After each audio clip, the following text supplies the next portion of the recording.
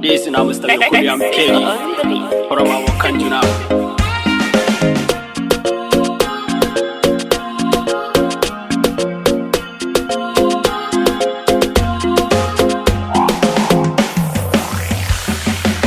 My country people, I want to talk something.